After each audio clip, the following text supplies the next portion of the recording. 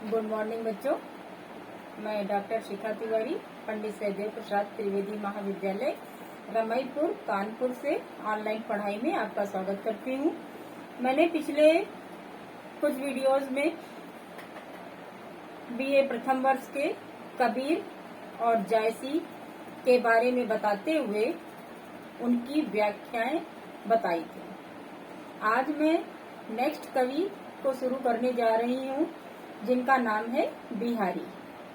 बिहारी के बारे में जानने से पहले हमको ये मालूम होना चाहिए कि आदिकाल, भक्ति काल, रीति काल और आधुनिक काल में बिहारी हमारे किस काल के अंतर्गत आते हैं।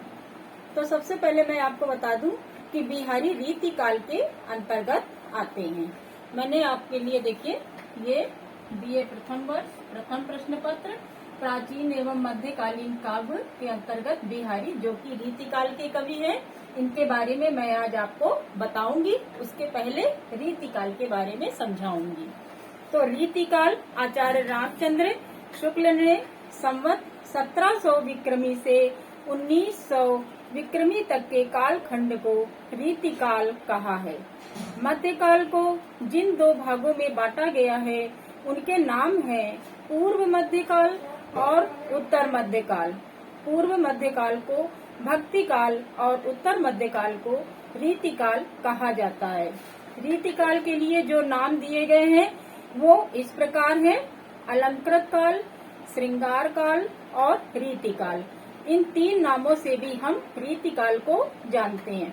रीति काल के बारे में और थोड़ा सा गहन अध्ययन करते हुए मैं इसके बारे में आपको आगे बताती हूँ। हाँ, हिंदी साहित्य का जो तीसरा कालखंड है, जिसको हम रीति काल या उत्तर मध्य काल के नाम से जानते हैं। तो काव्य में विशिष्ट रचना पद्धति को रीति कहा गया है। आचार्य वामन के अनुसार विशिष्ट पद रचना रीति, यानी विशिष्ट पद रचना को ही हम रीति कहते हैं। संस्कृत काव्य शास्त्र में भी रीति शब्द का प्रयोग काव्य रचना की विशेष पद्धति के लिए होता रहा है। अतः रीति काव्य वह काव्य है जिसकी रचना विशिष्ट पद्धति अथवा नियमों के आधार पर की गई है। हिंदी में रीति का प्रयोग, हिंदी काव्य में रीति शब्द का प्रयोग विशेष अर्थ में हुआ। रीति ग्रंथ का तात्पर्य उन काव्य शास्त्रीय ग्रंथों से किया जाता है जिनमें अलंकार, रस, छंद, नायिका भेद के लक्षण और उदाहरण प्रस्तुत किए जाते हैं, जिन्हें हम काव्यांग निरूपण भी कहते हैं। इन्हें लक्षण ग्रंथ भी कहा जाता है। रीति काल में रीति ग्रंथ लिखने की जो प्रवृत्ति है वो प्रमुखता से पाई जाती है, क्योंकि इस काल के अधिकांश कवि राज्य आश्रय में रहते थे और अपनी प्रतिभा का लोहा तभी मनवा पाते थे जब वे कोई दो रीति ग्रंथ लिख सके हों। हिंदी में लक्षण ग्रंथों की परिपाटी पर रचना करने वाले सैकड़ों कवि हुए, किंतु वे आचार्य कोटि में नहीं आते थे। वे कवि हैं, आचार्य रामचंद्र शुक्ल जी का मत है कि वे ऐसे ही कवि हैं जो कि हिंदी के आचार्य कोटि में नहीं आते हैं। एक बार फिर से ध्यान से सुन लीजिए कि आचार्य रामचंद्र शुक्ल ने कहा है कि हिंदी में लक्षण ग्रंथों की परिपाटी पर रचना करने वाले सैकड़ों कवि हुए, किंतु वे आचार्य कोटि में नहीं आते। वे कवि ही हैं। आचार्यत्व की संज्ञा उन्हें तभी मिलेगी जब वो लक्षण ग्रंथों की परिपाटी पर अपने कुछ नवीन विचार प्रस्तुत करेंगे। तो इस दृष्टि से रीति काल के अनेक नाम दिए गए हैं, जैसे अलंकृत काल, जो कि मिश्र बंधु ने नाम दिया है, श्रृंगार काल, जिसे आचार्य विश्वनाथ प्रसाद मिश्र ने नाम दिया है, रीति काल, इसे आचार्य रामचंद्र शुक्ल ने नामकरण किया है, कला काल स्वामी रमाशंकर शुक्ल जी ने इसका नामकरण किया है। इस दृष्टि से रीति काव्य के तीन भेद किए गए हैं। भाई, मैंने पिछले कबीर को समझाने के पहले मैंने समझाया था आपको कि भक्ति काल के दो भेद हुए थे, निर्गुण काव्य धारा, सगुण काव्य धारा। निर्गुण के पुनः दो भेद किए गए, ज्ञान मार्गी शाखा, प्रेम मार्गी शाखा। फिर आपके ये सगुण काव्य धारा में भी दो भेद हुए, कृष्ण काव्य धारा और राम काव्य धारा। इसी तरह से रीति काल के भी 3 भेद किए गए। 3 भेद में जो नाम आते हैं वो इस तरह से है। पहला है रीतिबद्ध काव्य, नंबर 2 रीति मुक्त काव्य, नंबर 3 रीति सिद्ध काव्य। तो पहला जो रीतिबद्ध काव्य है वे कवि जिन्होंने कोई रीति ग्रंथ लिखा हो अर्थात लक्षण ग्रंथ लिखा हो वे रीतिबद्ध कवि कहे जाते हैं। भूषण, मतीराम, देव, केशव रीतिबद्ध कवियों के वर्ग में आते हैं। नंबर 2 है रीति मुक्त काव्य।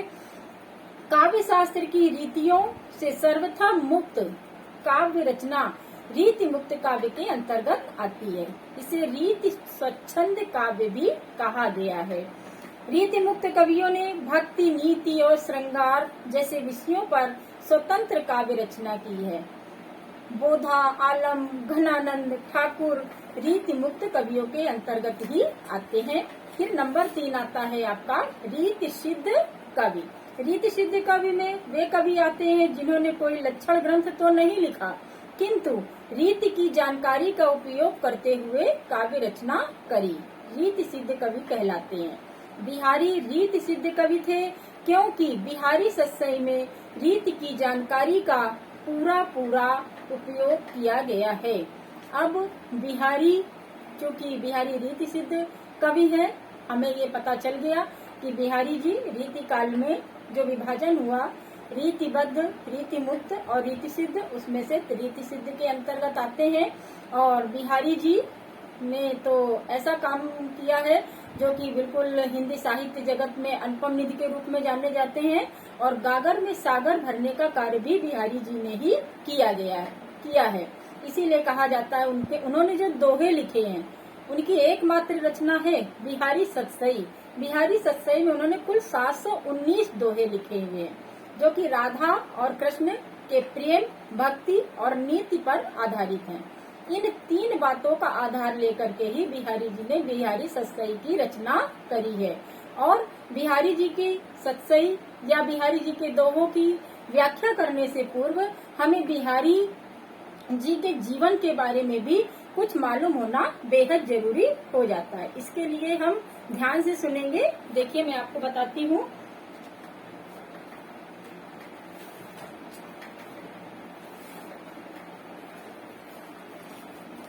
बिहारी जी का पूरा नाम है बिहारी लाल।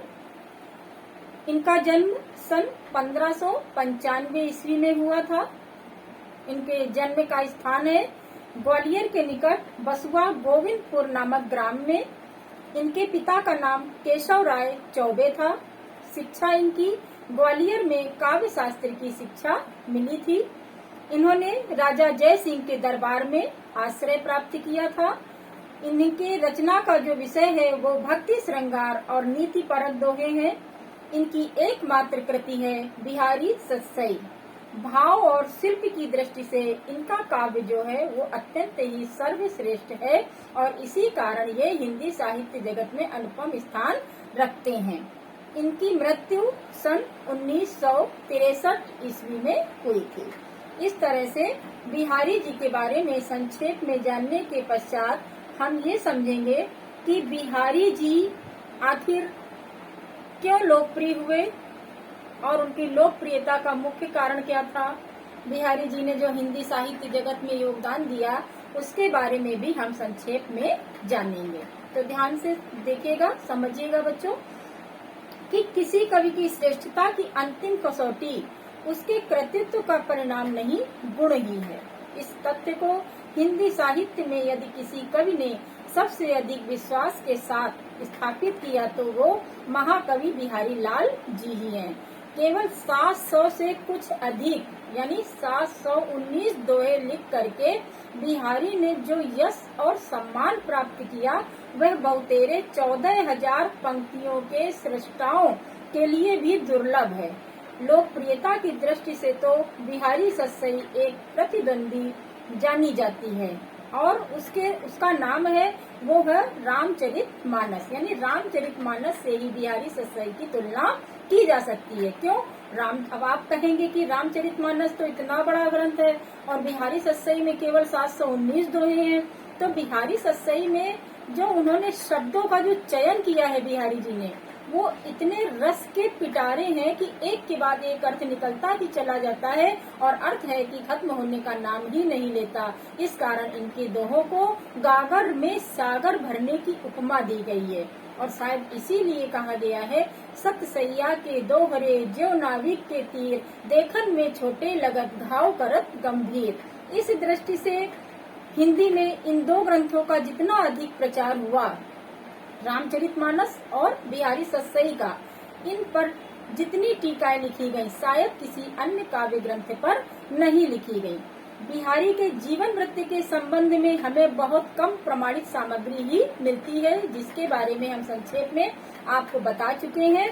फिर भी हम उसके आगे इनके बारे में जानेंगे और वो है कि कहते हैं कि महाराज जय सिंह पर बिहारी जी के दोहों ने जादू सा कर दिया था।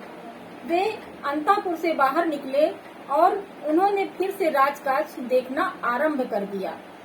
साथ ही उन्होंने बिहारी को पुरस्कृत भी किया और भविष्य में इस प्रकार के प्रत्येक दोहे पर 1 स्वर्ण मुद्रा पुरस्कार देने का आश्वासन भी दिया। सन 1635 ईस्वी के आसपास बिहारी वृत्ति लाने के लिए जयपुर के दरबार में गए थे। ये वहाँ ज्ञात हुआ कि महाराज जय सिंह अथवा जय सिंह अपनी नई रानी पर इतने अधिक आसक्त हो गए हैं कि उन्होंने राज्य की सारी चिंता ही भुला दी है। वे ना तो स्वयं बाहर निकलते हैं और ना ही सेवकों को जरूरी से जरूरी समाचार भी अंतापुर तक ले जाने का साहस कर पाते हैं। बिहारी ने एक चिट पर लिखकर बड़े कौशल से निम्नलिखित दोहा महाराज की सेवा में भेजा। वो दोहा क्या था? नहीं पराग नहीं मधुर मधु, नहीं विकास यही काल, अली कली ही सो बंध्यो, आगे कौन हवाल। इस दोहे से उन पर जादू सा हो गया था और उन्होंने फिर से राजकाज पर ध्यान देना शुरू कर दिया और उन्होंने बिहारी जी को इस दोहे पर पुरस्कृत भी किया और भविष्य में इस प्रकार के प्रत्येक दोहे पर 1 स्वर्ण मुद्रा देने का आश्वासन भी दिया। बड़ी रानी श्रीमती अन्नत कुमारी को जब महाराज की छोटी रानी के मोहपाश से मुक्त होने का सुसंवाद मिला तो उन्होंने भी बिहारी का पर्याप्त सम्मान किया और उन्हें काली पहाड़ी नामक एक ग्राम दे डाला। इतना ही नहीं, उन्होंने इस घटना स्मारक का एक चित्र भी बनवाया जो अब तक जयपुर के राजा प्रसाद में सुरक्षित है। बाद में चौहानी रानी के पुत्र युवराज राम सिंह के लिए बिहारी को शिक्षक भी नियुक्त कर दिया गया। बिहारी की प्राप्त पुस्तकों में उनकी एकमात्र रचना सतसई है, जिसमें 719 दोहे और सोरठे हैं। लेकिन इतने ही दोहे बिहारी का काव्योत्कर्ष प्रमाणित करने के लिए पर्याप्त हैं और इनके बल पर बिहारी की गणना हिंदी के शीर्षस्थ कवियों में की जाती है। बिहारी ने अपनी रचना में पूर्णतया नागर मनोवृत्ति का परिचय दिया है। तत्कालीन नागर जनों के लिए सौंदर्य अपने आप में उतना मनोज्ञ नहीं समझा जाता था। उनकी मनोज्ञता के लिए अलंकरण प्रायः वस्त्रों के चटकीलापन, अलंकारों के बहुतायत प्रयोग और प्रसाधन धिक् के रूप में देखने को मिलता है। बिहारी की नायिका की स्थिति भी ऐसी ही रहती है। इसी के साथ बिहारी के काव्य की दूसरी उपलब्धि है अलंकारों का निपुण प्रयोग। यह ठीक है कि बिहारी ने किसी रीति ग्रंथ का निर्माण नहीं किया, किंतु उसके साथ ही यह भी सत्य है कि बहुत से अलंकारों का सटीक प्रयोग करके उनके बिहारी जी ने जो अलंकारों का प्रयोग किया है वो इतने सटीक प्रयोग किए थे कि जिसके कारण उनकी प्रसिद्धि दिखाई पड़ती है। वैसे बहुतेरे उन कवियों की कविताओं में भी नहीं है। अलंकार निरूपण ही उनका प्रमुख लक्ष्य रहा है। उदाहरण के लिए असंगति अलंकार, यह बेजोड़ उदाहरण चिरकाल से सहृदयों का कंठहार रहा है। इसमें से जो दोहा छंद की जो पंक्ति है वो इस प्रकार है कि द्रग ऊर्झत टूटत कुटुम्ब, जुरत चतुर चित्त प्रीत, और परति गांठ दुर्जन ही ये दई नई यह रीति। बिहारी का शायद ही कोई ऐसा दोहा हो जिसमें किसी न किसी अलंकार का भास्वर प्रयोग न मिले। कहीं कहीं तो एक साथ 5-6 अलंकार लिखते हुए दिखाई पड़ेंगे, तो कहीं कहीं आपको उनके अर्थ इतने अधिक दिखाई पड़ेंगे कि आप खुद आश्चर्य मानेंगे कि बिहारी जी को ऐसी बहुविधता पूर्ण प्रतिभा कहाँ से मिली थी। बहुत थोड़े से शब्दों में चमत्कार पूर्ण ढंग से कह देना, एक बड़े प्रसंग को दोहे की सीमित काया में अटकाकर अलंकारों की लड़ी पिरो देना बिहारी जी का प्रमुख कौशल ही तो है। बिहारी ने श्रृंगार के अतिरिक्त भक्ति और नीति परक दोहे भी लिखे हैं, लेकिन रीतिकाल से अधिकांश कवियों की भांति बिहारी की भक्ति भी औपचारिक है और शायद कवि के आत्म प्रबोध का एक बहाना भी। बिहारी ने जहाँ अपने आराध्य का स्मरण किया है, वहीं उनकी रसिकता, चमत्कार प्रियता और अलंकरण वृत्ति साथ में लगी हुई है। बिहारी जी की भाषा ब्रज भाषा है। बिहारी जी के समय तक ब्रज भाषा साहित्य की भाषा के रूप में स्वीकृत हो चुकी थी और सूर, तुलसी, नंददास, रसखान जैसे कवियों द्वारा उसका पर्याप्त परिमार्जन भी हो चुका था। बिहारी ने इस परिमार्जन का लाभ उठाया और इसी कारण उनके दोहे और अधिक मधुर जान पड़ते हैं। ध्वन्यात्मकता आदि को और विकसित किया। शब्द और वर्ण उनके दोहों में नवों के समान जड़े हुए हैं और रत्नों की आभा बिखेरते हैं। उनकी भाषा लय और गति, संगीत और नर्तन की विशेषताओं से युक्त है। उनकी भाषा प्रांजल, प्रौढ़ और सरस है। संक्षेप में मैं इतना ही कहना चाहूंगी कि कवि के रूप में बिहारी साहित्य के गौरव हैं और उनकी सत्सई काव्य की अनुपम निधि है। केवल एक ग्रंथ की रचना करके कवियों की पंक्ति में बिहारी को शीर्ष स्थान प्राप्त है। बिहारी सत्सई की अनेक टीकाएं हुई हैं, जिससे इसकी लोकप्रियता का पता चलता है। डॉक्टर ग्रियर्सन के अनुसार यूरोप में बिहारी सत्सई के समकक्ष कोई दूसरी रचना नहीं है। तो ये था बच्चों बिहारी जी के बारे में संक्षेप में ज्ञान, उनके बारे में जानकारी। मैं आशा करती हूँ अगर आप इसको ध्यान से सुनेंगे तो आपको बहुत सारे बहुविकल्पी प्रश्नों की तैयारी भी इसी से हो जाएगी।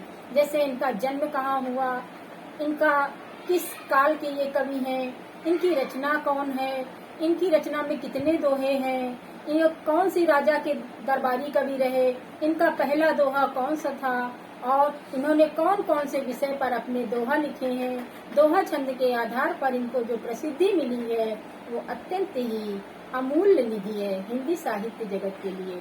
इसी के साथ बच्चों मैं आज की क्लास समाप्त करती हूँ। मैं अगले टर्न में बिहारी के दोहों की व्याख्या के साथ आपसे पुनः मिलूंगी। तब तक के लिए बच्चों धन्यवाद।